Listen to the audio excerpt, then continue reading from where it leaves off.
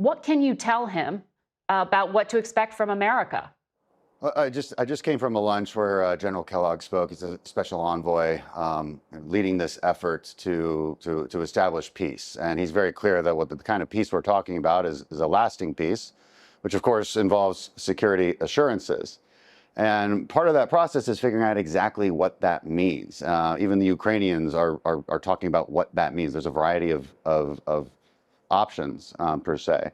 I think the Europeans have to play a huge role in that. One of the things that gets talked about a lot is what are European forces actually acting as a peacekeeping force? The Ukrainians clearly have a seat at the table, and the United States will be the intermediary as we try to establish a peace deal. But the Europeans need to demand a seat at the table by being uncomfortably aggressive, which is something they haven't done. You should be threatening things to Putin that actually make you uncomfortable, because that's the only language Putin speaks is power. And when General Kellogg is at that table with Putin, he's only got a finite amount of leverage. And there's only so much more leverage that the US can impose. And if anybody can do it, I think it's Donald Trump. And he's already said that nothing is off the table. Vice President Vance said that nothing is off the table. Economic, military, they will use the amount of leverage they can. My message to European leaders is, if we want to win, if we want a better outcome for Ukraine at the end of these peace talks, you need to be uncomfortably aggressive. You need to not just bolster your own defense spending, because that's a long-term issue, that's a long-term investment. Yeah. You need to be talking about where you're going to be putting actual troops on the ground. Stop following our lead and actually take the lead. Let us be actually holding you back. That would be an ideal situation and vastly change the power dynamic when dealing with Putin.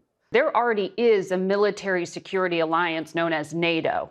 You are saying you think there should be something else or some other entity providing security assurances for Ukraine? European soldiers. I mean, look, the Europeans send aid, right? They send weapons. They do the same things we do. They match it barely. My argument to them is you shouldn't be matching it. You should be doubling it. You should be tripling it. It's your continent.